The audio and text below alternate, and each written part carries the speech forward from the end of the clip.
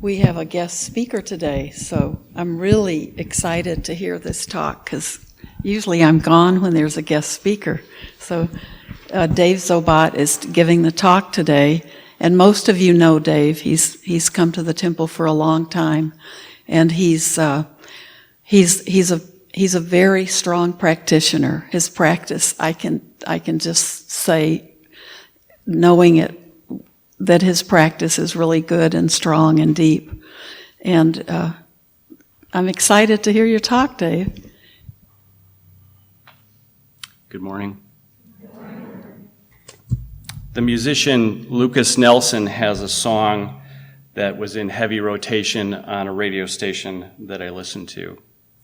Its chorus starts with this line: "You've got a bad case of wanting what you can't have. Must be a terrible feeling." This song, that line in particular, has sometimes appeared as an earworm or a loop in my mind. When this happens, it's annoying, but it's not at all mysterious, because I do, in fact, have a bad case of wanting what I can't have, and it doesn't feel good. I'll explain this problem of mine in a moment. But sticking with the music theme, I listen to a lot of music. Music is in the background or foreground of much of my life. I find music to be grounding and friendly and frequently insightful. Oftentimes, a song will remind me of my practice and will remind me of what is real and true. And why shouldn't this be? If all the world is present in the Dharma, it should come as no surprise that the Dhamma, perhaps unintentionally, appears in our music as well. So this problem of mine is one I've been wrestling with for a long time. It's the idea of satisfying desire versus the acquisition of genuine happiness. These two concepts have particular importance in my practice, as I can see that spiritually, the many struggles I've had are connected to my pursuit of happiness through the satisfaction of desire, while the few successes that I've had are related to my understanding of how that desire detracts from a state of genuine happiness. As Willie Nelson's son Lucas proclaimed in that song, I have a bad case of wanting what I can't have. But I've already received that diagnosis from others. It was the Rolling Stones back in 1965 who proclaimed, "I can't get no satisfaction." I've tried, and I've tried, and I've tried, and I've tried. Keith Richards wrote that song. Is there anyone who's tried harder? So what I want, but can't get, and for what I've gotten no satisfaction from, is desire. By desire, I'm referring to persistent wanting.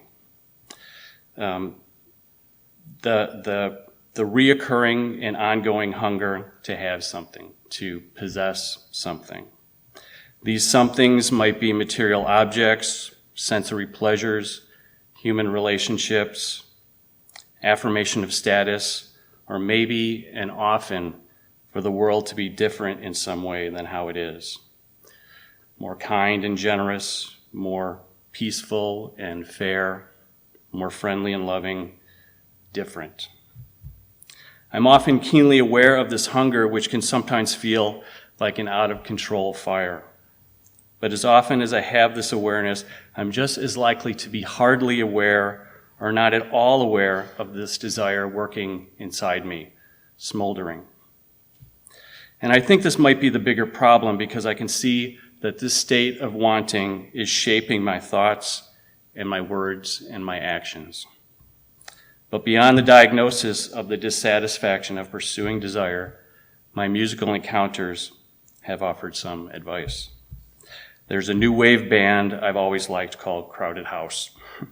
They seem to have known in 1991 that true happiness comes from within, that a mind at peace can know calm even in a storm. Thus they prescribed in lyric, everywhere you go, always take the weather with you. Everywhere you go, always take the weather. This idea should be familiar to us all. Nearly every meditation service we share here at the temple includes the chanting of the first verse of the Dhammapada. Mind is the forerunner of all states. Mind is chief. Mind made are they. But I see that my mind is often distracted by that which I desire and the attempted expulsion of that which I dislike, all the while ignoring most of what falls between these extremes. This preoccupation with gratification of desire produces states that invariably lead away from genuine happiness. Actually, during peaks of frustration, I have sometimes wondered existentially if I'm a kind of biological machine, one that, when confronted with positive or negative stimuli, robotically changes direction. In this imagination, I can float high above the path this machine me has drawn, with its multitude of binary reactions, to see that it's left behind a meandering pattern of no importance with dismal spiritual implications. But here in my frustration, the refuge of my practice has taught me that through mindfulness, all beings and circumstances can be my teacher.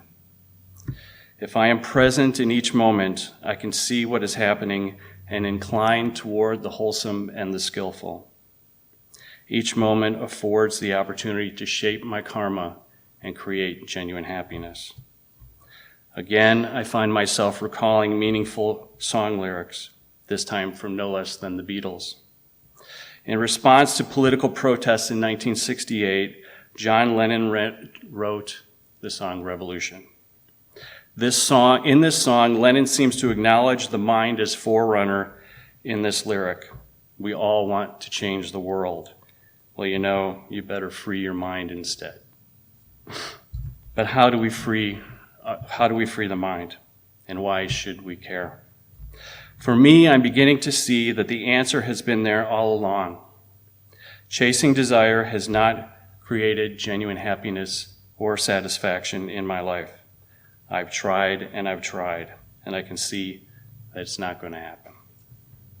I have, however, found a measure of peace and some genuine happiness by resolving to live a values-based life. I have vowed to align my thoughts, my speech, and my actions with the precepts. I have vowed to refrain from killing. I have vowed to refrain from stealing, to refrain from sexual misconduct, to refrain from lying, and to refrain from intoxication. Additionally, I have committed myself to daily meditation practice and Dhamma study and meaningfully engagement with the community of fellow practitioners. In short, I have taken refuge. My practice has never been perfect, but at the beginning of each day, I renew my intention, and at the end of each day, I reflect on my failings and my successes so that I may learn and improve. Although it is clear to me that when I practice with wholesome intention, the benefits radiate out into the world, I am also aware that a practice must focus inward. None of us can change anyone but ourselves. The lasting song lyric I'll share, while perhaps lacking in eloquence, makes up for it in potency.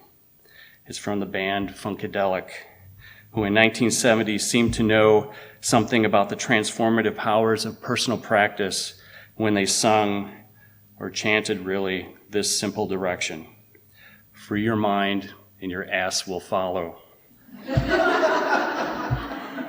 What were they talking about? What does my mind need freedom from? Aren't I already free? I've never tried to count how many choices I make in an hour or day or week, but those numbers must be very high. After all, am I not the cumulative result of all the choices that I've made? A debate about free will and the dynamics of karma can surely spring from this question, but to the extent that I am free, what am I doing with this awesome power? What am I pursuing or running from? What am I paying attention to or failing to see? I need to look no further than the second noble truth to know that my problem isn't my inability to satisfy my desire, but the desire itself. If what I want is for the world to be different than how it is, then I really do have a bad case of wanting what I can't have. But what I can have and what is possible is for me to change my mind and to work toward realizing truth in both intellect and insight.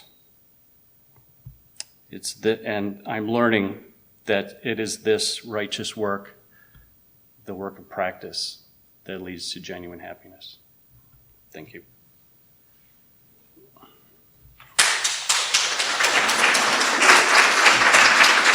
Did you want to do? Thank you very much. Did you want to do questions or comments? Or? Okay, so. That was a wonderful talk. Absolutely wonderful. Are you going to share it in writing with us so we can read it? I could. I could, yeah.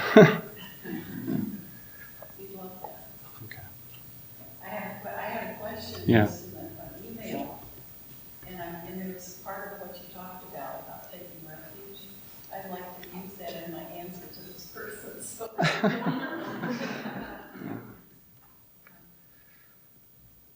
Okay, well, yeah. I want to use this as a good time to tell people, we all wanted to applaud, right? It's a wonderful talk. It really, I think you inspired everybody in this room. And what we can do in the temple or anywhere, the Pali words that we often say is something, if you listen to a talk and it's good, or having somebody marvelous, you can say sadhu, sadhu, sadhu, and it means excellent. And that's more of a, sometimes it feels weird to clap in a temple, so you can say sadhu when you're doing the same thing, and you're letting that person know that your words were really good, true dharma. Well, thank you very much. Sadhu.